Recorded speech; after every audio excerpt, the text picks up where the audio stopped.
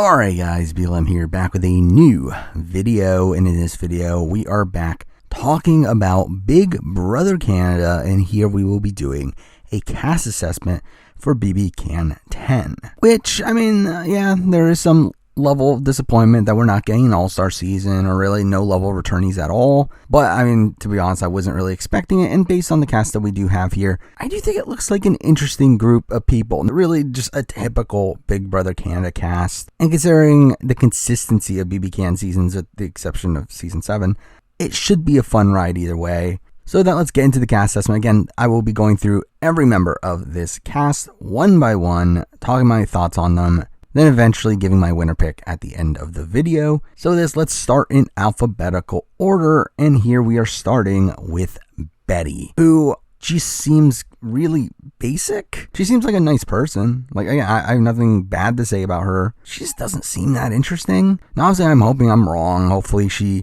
does end up coming into the house and plays hard. But, like, I just don't get that vibe from her. I also just don't know how much she actually knows the game. Now, I will say that in general with this cast, that is an issue that I'm having, is that I just don't really know how big of fans certain people are. And Betty is one of those people, but again, she is one of these people that talks about wanting to play a loyal game, talks about her being selected for BB Can because she has a quiet attitude and a really kind heart. Talks about how she wants to always win comps. She's not throwing comps. And really just in general, this entire cast is so focused on competitions where they get asked these rapid fire questions, and almost every single person answered, like, do you want to be hero or villain? They answered hero. If you want to be a comp beast or a floater, answered comp beast. Now, I do think the comp beast or floater question is dumb, and it should be like comp beast or mastermind or something to that nature. But either way, I mean, like, so many people were talking about wanting to be comp beast. I just see Betty being very basic. I really don't see her doing anything too dynamic in the game. I don't know how big of a fan she really is.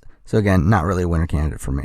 Next up, we're moving on to Gino, who very much feels like they're trying to do another Dimitris, of this like younger, athletic Greek guy that's all about competitions. He is one of the more open people about being in a showmance, which I will say also, this is a cast that has a lot of people that are taken. Like, there are not that many single people on this cast, but I do feel like Gino is one of the more likely people to be in a showmance here. And I really just see him being someone that is going to be very good at competitions, probably going to win a lot, but also become a big threat because of that. Again, the question here is how much he really knows the game. But realistically, again, I just see him being someone that is used as a meat shield and eventually taken out down the road. And also, like, in terms of his interviews, I found him kind of boring. Like, I found him to be just really, like, lacking in energy. I really just did not get much from him either. So, again, not really high on Gino. Next up, we're moving on to Helena, who is someone that, just from looking at her cast photo and then seeing her age, she seems like a perfect winner candidate for me. I mean, it's especially from BB Can, where I've had previous winner picks in Paris, who I've been correct in, but then also Esty because of a similar reason, and didn't end up being correct on that one. But like, I feel like Helena kind of fits into that mold, though a little bit older, and I feel like that's probably a better thing for her. Again, she is in her late 20s instead of her early 20s. I feel like that could definitely help her out in terms of having more life experience there. She's one of the few people that doesn't say comp beast in comp beast or floater, though to be fair, she doesn't say floater either. But again, like, I feel like she is probably more aware of her actual ability in the game. Though I'll be honest, I was a bit hesitant after reading her bio. Again, she's someone, again, like, just on paper is someone that is definitely someone that I would typically pick as a winner pick. But from reading her bio, I feel like it didn't really hit as much as I wanted it to, where I just don't know how much of an actual killer instinct she is going to have, and like how much into the actual game she is going to be. Well, she does mention that she is going to be cutthroat when needed, but like, that's the only real instance of her like actually talking much about the game. And again, I feel like there are some red flags there, but she is someone that on paper, again, I would probably pick as a winner pick in most scenarios. So I'm still going to have her as a winner candidate. Next up, we're moving on to Herman, who is someone that, just from looking at his cast photo and then skimming over his bio, I wasn't that high on him. I felt like he was just kind of fine, but then I watched some videos with him, and he seems like a more fun presence than I expected. Someone that is probably going to play harder than I expected. However, again, like the bio doesn't really click with that. It's like in his bio, he talks about how he wants to be remembered as someone that stood by their morals. He talks about how his plan in the game is to make people fall in love with him and then win HOH Week 2. Which is like not ideal. Again, the current meta of Big Brother is to win the first HOH and create the power structure. And while you could very much do that in Week 2 if you have a really bad Week 1 HOH, again, you're essentially banking on the fact that you have a bad Week 1 HOH. And even then, people who have won HOH Week 2 historically haven't won the game. So again, I don't know how great of a plan that really is. So again, the bio is very worrying, but I actually do see him as someone that is probably going to be a pretty solid all-around player and someone that I am moving on as a winner candidate as well. Next up, we have Jacey-Lynne, who is one of the younger people on this cast at 24, one of the few single people on this cast, and someone that is very open about wanting to be in a showmance. And instantly I thought, like, okay, her and Gino are going to be a showmance because I felt like that kind of clicked. But really, again, like, there aren't that many people looking for a showmance on this season, so who really knows? But Jacey-Lynne here, I mean, she seemed fine. I mean, I think I get a lot of, like, Beth vibes from her, personally. Like, she seems like a very affable person here, is a fan of the show, one of the few people that openly talks about them being a fan of the show, but also still talks a lot about winning comps, which, whatever, I guess. And she seems like someone that, again, like, is probably going to do well. Like, I would expect her to probably make a deeper run into the season, but I just don't know how much faith I really have in her ending up winning the game. I mean, I guess if you really want to, you could compare her a bit to Paris, since that they were around the same age and time they played, both super fans of the show, and could potentially win comps at the very end there to win. But just from the general vibe I get from Jacey-Lynne, it's not really one that screams out to me as a potential winner. So again, didn't really move her on. Next up, we're moving on to the first of two non-binary players on this cast, which I actually believe both of them are here alphabetically in a row. But first up, we do have Jay, who is a 20-year-old theater director. And right away from the videos, you could tell that they're going to be a very fun presence, but kind of like stereotypically so, where they really just felt like a massive caricature. To me, it felt like they were really playing up their personality here, and if that is really their personality, I feel like that's probably not the greatest sign in terms of the game. I just feel like Jay is always going to be so out in front that there's not going to be any hiding there. The question is, how likable are they going to be to the players in the house? And realistically, like, I don't see them having a bad run here necessarily. Like, I mean, I think they're probably going to at least make it through the first few rounds unscathed. Though I feel like, again, it is a person that's going to be out in front in terms of someone that everyone's going to always remember. Also someone that is probably going to be a big threat towards the end of the game, both from being a likable figure, but also seeming like someone that can be competent in most facets of the game. Now, I do question, like, is there some Raul energy here? Like, could that be where we're heading, where Raul is notoriously one of the worst players in BB Can, largely because he didn't have a strategic bone in his body? Like, is that the trajectory for Jay here? Which, again, even if it is, probably still in it for a decent amount of time and probably still making the jury phase. But again, I don't see them winning. So again, not someone I'm considering as a winner candidate. Next up, we got Jessica, the other non-binary player on the cast. Does use she, they pronouns, and is also one of the bigger fans on this cast. I mean, she's someone that is very openly a super fan here. I believe is involved in the online community. And through that, I think is very clearly going to be one of the better strategic thinkers on this cast. Again, like in a cast that I don't know how big of fans these people are. But again, Jessica is for sure one of them. However, I don't know how she clicks with this cast here. I mean, she is one of the older people on this cast at 35, which, to be fair, isn't that far away from most of the other people here, where a lot of people here are in their late 20s to early 30s. But still definitely something of note here. I mean, in many ways, she kind of reminds me of kind of like a mix of Brooke, where like I very much see her as probably someone that is going to play similarly to Brooke, but also has like a bit of a wackier side to her, probably adding in like a rock star, especially considering, like, again, a bit older than what Brooke was. So that's kind of the vibe I get. I do like that she says that she's going to be a floater instead of a comp beast. Is one of the few people that doesn't say she's going to be a hero. So again, there's a lot to like here for me. But again, I feel like there are the red flags of them being a bit older. And I think it's just someone that comes off as really intelligent to the point where, like, I would be surprised if she isn't targeted by the end of it. And considering she is, like, kind of blatantly not a competition person, I don't know if she's going to be able to get out of a sticky situation. So again, like, not someone I'm really having as a winner candidate, though, is someone that I would be hoping to do pretty well here. Next up, we got Josh. And Josh is another person that, like, once I saw his profile picture, age, all that stuff, screamed out to me as a very serious winner candidate. Like, I do think he has one of the better bios of the cast. Now, it is a bit long, which is typically not the greatest sign. But, I mean, he does completely outline his strategy. He does talk about being a fan of the show. He talks about being a well-rounded player. It's like, I feel like there's a lot to like here from Josh. Also from his videos, I feel like he came off as somewhat likable,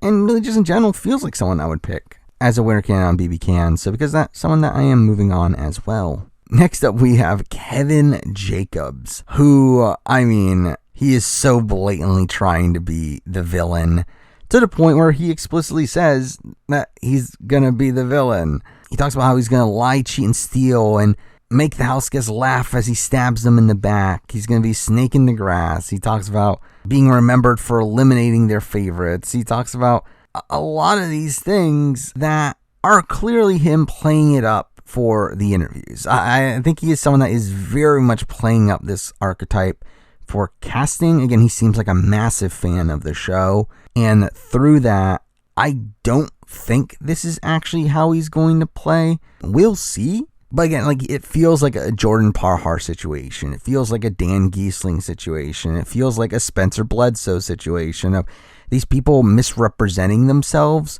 before the season 2 get cast, but then when they come in, they try to play in a radically different way. Now, I'm not saying that Kevin's not going to be a villain in DR. I think that's for sure what's going to happen. But I think in terms of him in the house, I don't think he's going to be as openly schemy as what it seems.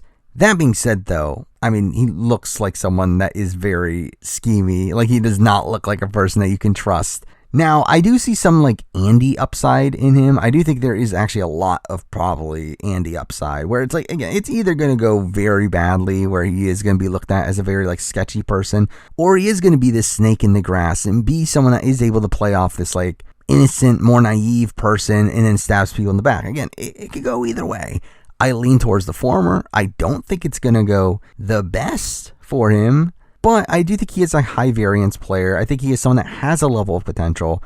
But again, I just feel like there's so much downside here that he's not a winner candidate.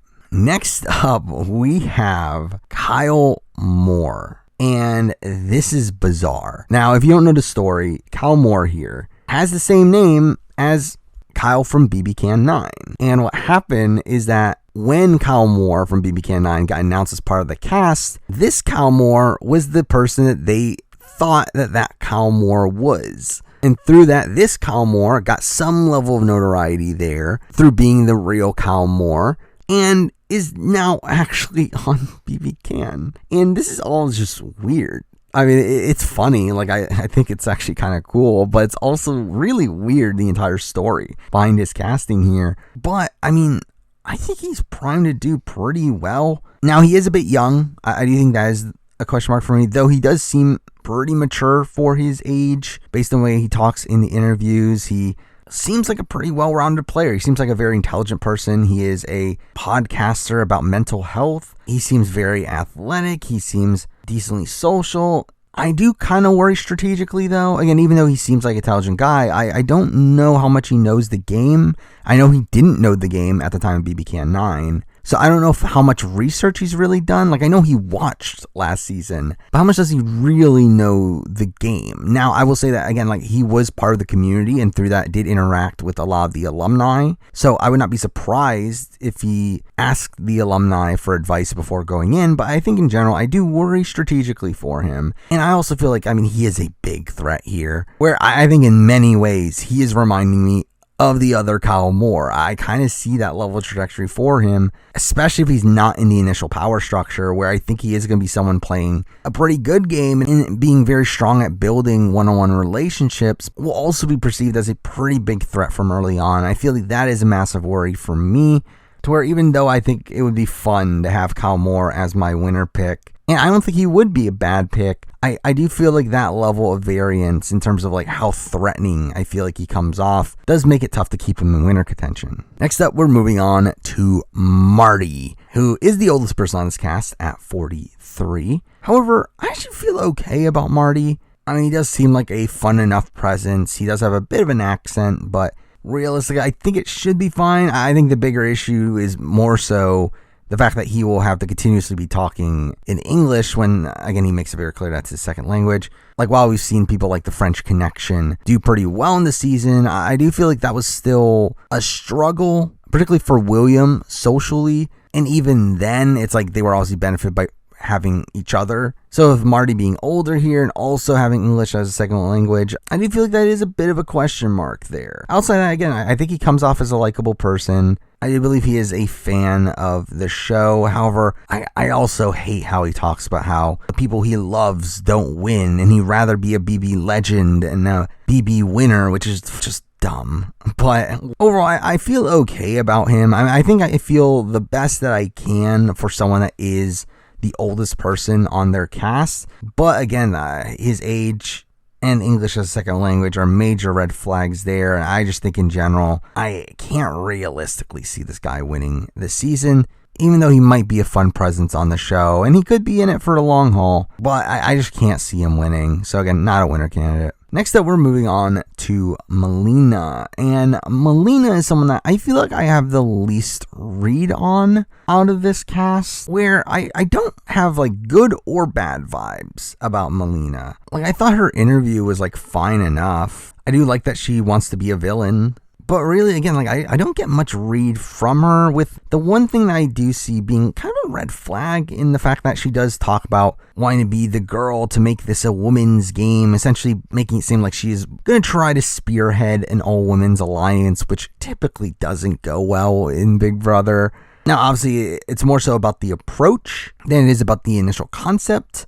Building a smaller grouping that just so happens to be all women is a much better approach than actually getting all the women together and trying to make that alliance. So hopefully she goes for the former than the latter, but I'm kind of just middle of the road on her. Like, I think she's someone that could potentially do well. Seems like someone that could be well-rounded, but I really just don't have that great of a read on her. So again, not someone I'm considering as a winner candidate.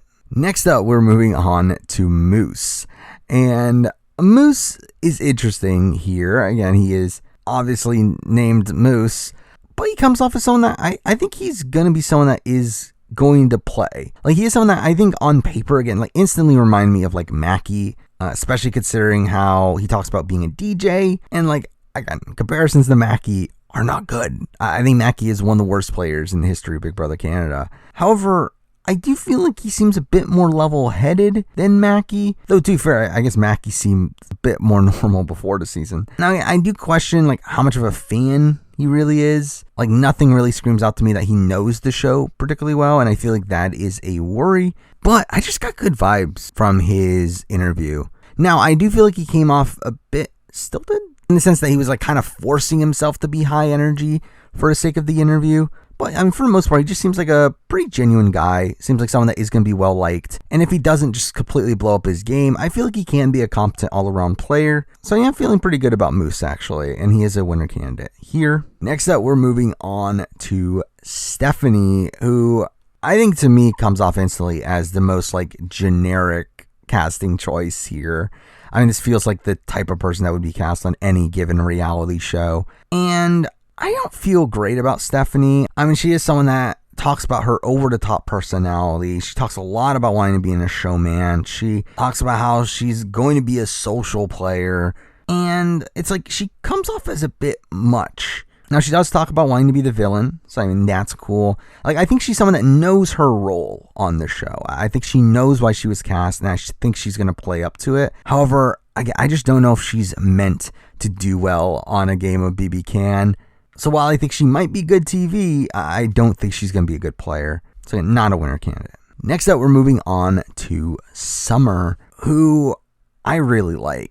I think right off the bat, Summer comes off as super likable. I feel like she is going to be this season's Victoria, where she is going to be a very fun presence in the DR.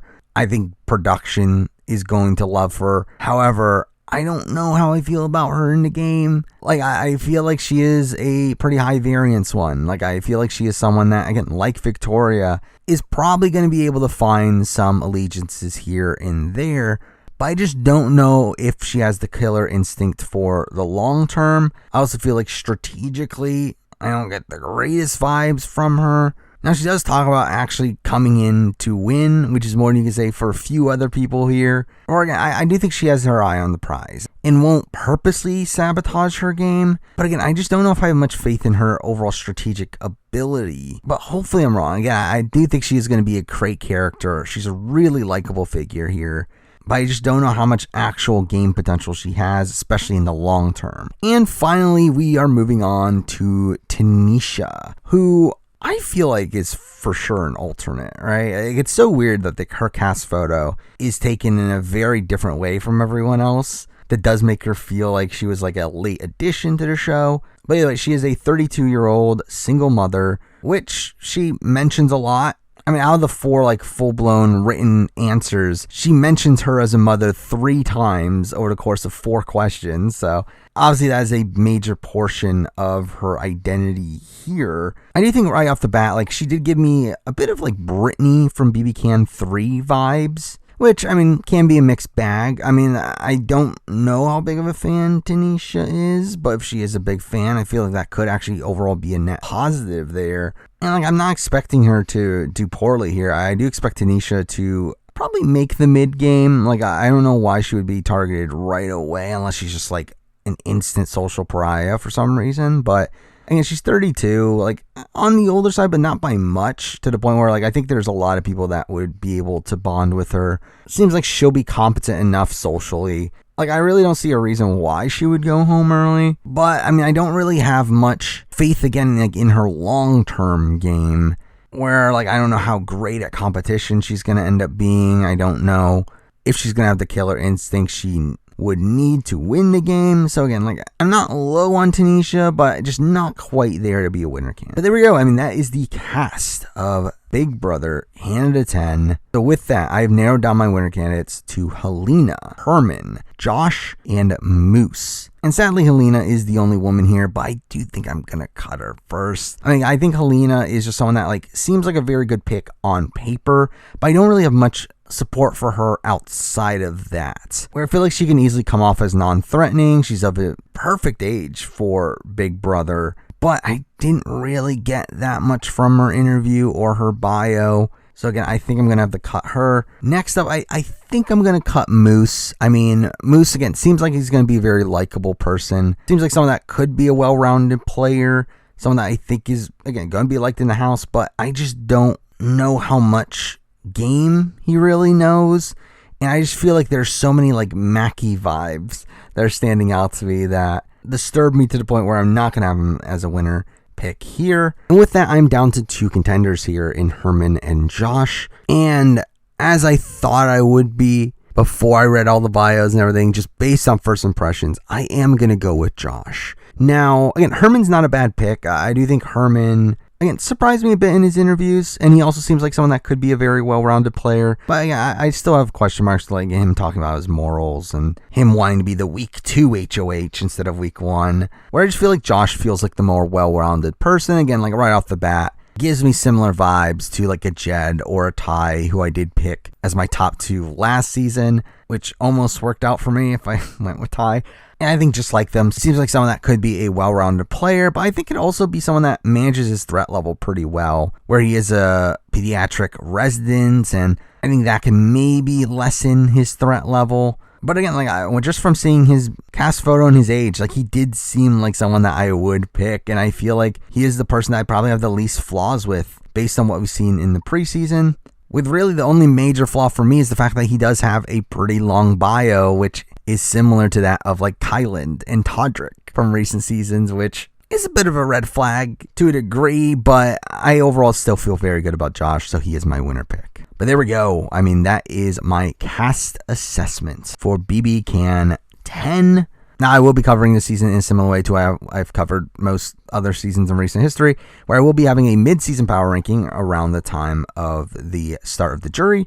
I will also have a season review at the end of the season, along with a player ranking.